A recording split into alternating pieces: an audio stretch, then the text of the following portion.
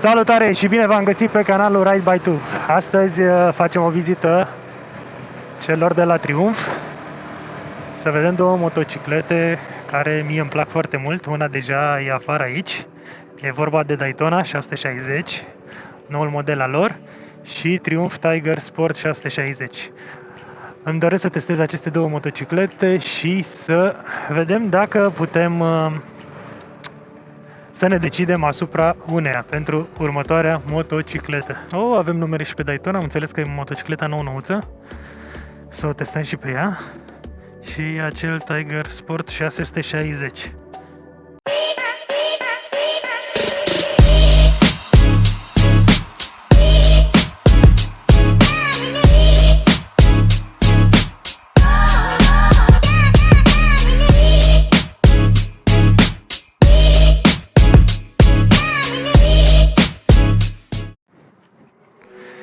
Bun, și se pare că avem ocazia să mergem și cu Daytona 660, noua motocicletă a celor de la Triumph, împarte același motor cu Triumph Tiger 660, doar că dezvoltă un pic mai multă putere și anume 95 de cai. Poate fi limitată și pentru A2, deci poate fi condusă de la 18 ani, ceea ce e un lucru bun. Sunt tare curios cum se simte, care este poziția, pentru că aspectul este cu siguranță extrem de atrăgător. E o motocicletă foarte frumoasă, agresivă, o motocicletă sportivă, concurent direct pentru CBR 650, o motocicletă pur și simplu bine desenată. 3 cilindri, 65 de Nm, 95 de cai, foarte frumoasă. Avem același bord, din ce am observat, exact ca la Tiger Sport 660.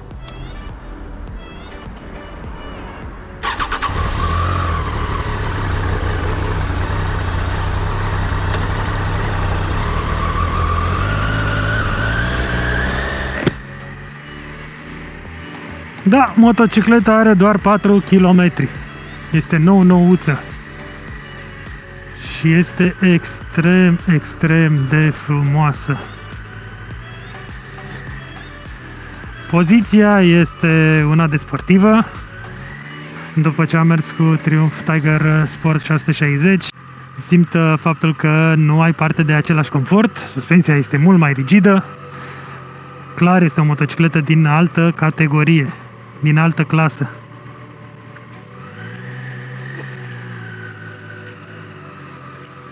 Dar este mult mai frumoasă, sau un pic mai frumoasă. Poziția cu siguranță nu este cea mai comodă.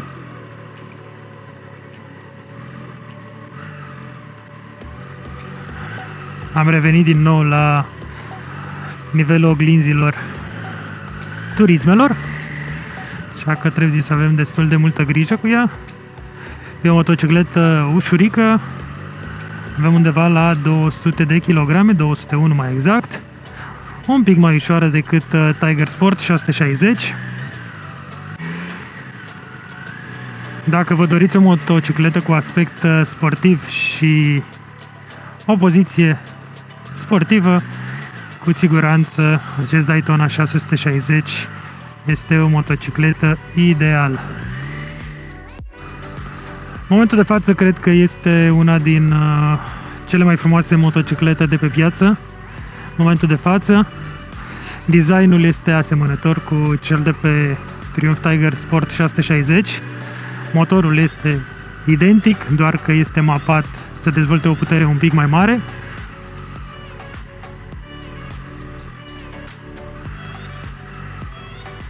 Și marele atu este faptul că această motocicletă poate fi ușor limitată pentru A2. Deci dacă ai împlinit 18 ani, ți-ai luat permisul de A2, îți iei această motocicletă, o limitezi. Sunt multe motociclete, desigur, la care poți face această limitare. Mergi cu ea 2 ani de zile, după care îi scoți limitarea și te poți bucura de aceeași motocicletă fără să cheltui alți bani pe o nouă motocicletă. Că tot am trecut pe lângă dealerul Honda. La Honda avem practic concurentul direct, și anume 650R, CBR-ul. Greu de spus care e mai frumos, acolo avem 4 cilindri în linie, aici avem 3 cilindri în linie. Ambele motociclete arată foarte bine. Personal, cred că acest Daytona arată un pic mai bine.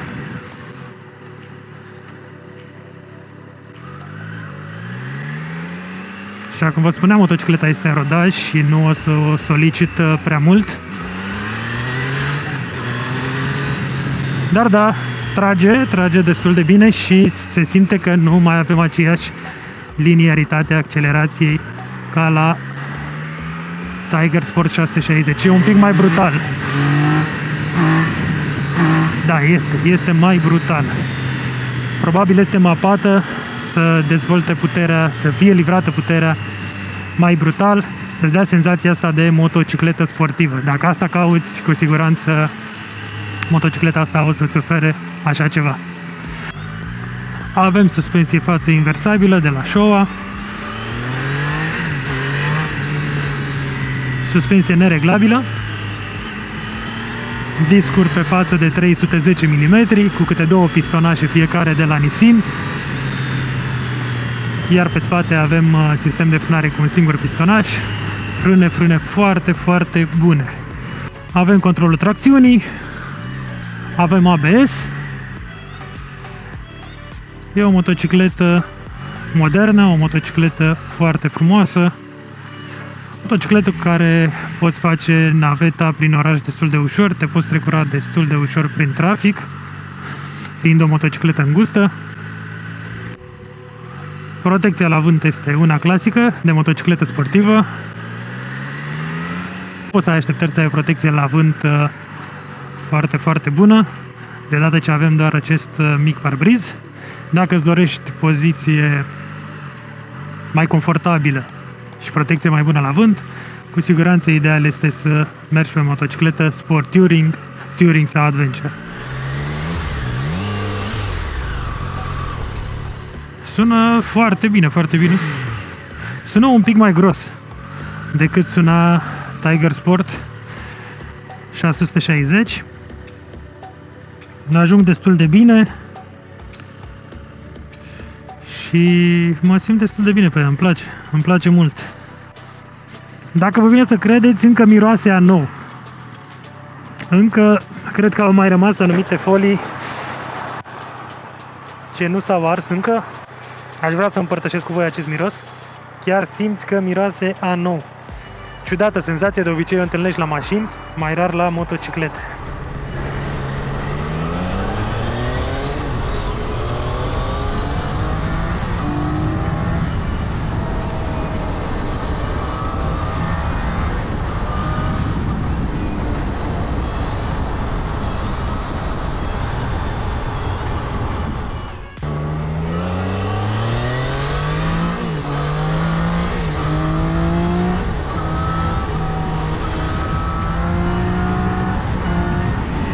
Poziția este clasică, de sportivă, plăcută, motocicletă foarte interesantă. Cu siguranță nu este poziția de pe S1000RR sau de pe alte super sportive. Și R7 mi se pare că are o poziție mult mai agresivă, semighidoanele fiind poziționate undeva mai jos. Aici sunt destul de înalte, nici cât să strice designul și plăcerea de a conduce o motocicletă sportivă, dar nici să te obosească prea mult. Sincer să fiu, dacă ar fi să aleg o motocicletă cu un aspect sportiv și pur și simplu, doar în funcție de aspect, aș merge pe acest Triumph Daytona 660 sau pe un CBR 650R. Încă nu am avut ocazia să testez CBR 650R, o motocicletă foarte interesantă și aceea, în 4 cilindri. Sună extrem de bine și aceea, dar și acești 3 cilindri sună foarte bine. Și motorul este foarte echilibrat. Pur și simplu nu simți mari vibrații în ghidon.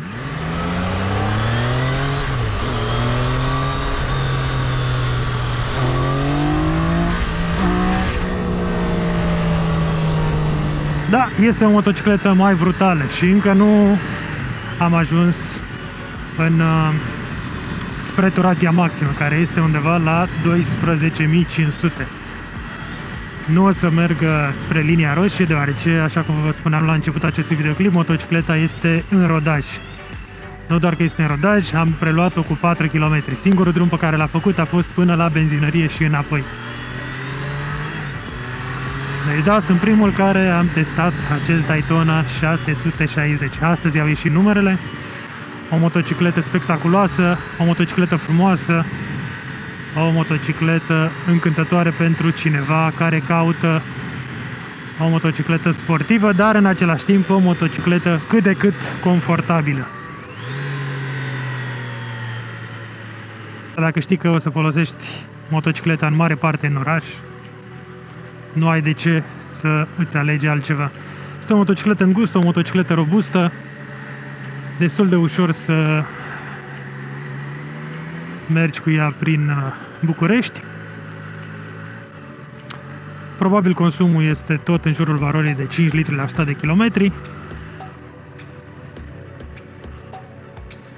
Dar cred că aceste motociclete, mă refer la cele sportive, sunt alese în primul rând în funcție de design și de performanță.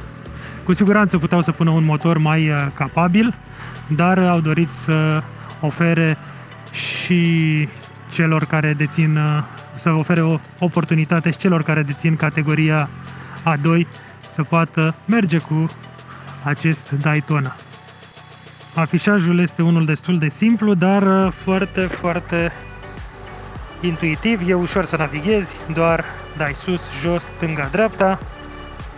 Practic, de când am resetat consumul, am avut și am mers cu ea doar în mediul urban. Țineți cont că motocicleta are doar 4 km. A obținut un consum de 6,8. Cu siguranță, după rodaj, acest consum o să scadă în jurul valorii de 6 litri în oraș. Dacă sunteți în căutarea unei motociclete sportive de capacitate medie, vă recomand din tot sufletul să încercați acest Daytona 660. Dacă nu ați văzut încă filmulețul cu Triumph Tiger Sport 660, o să las un link în descriere, așa că până data viitoare eu vă doresc drumuri bune, asfalt uscat și mai ales în siguranță.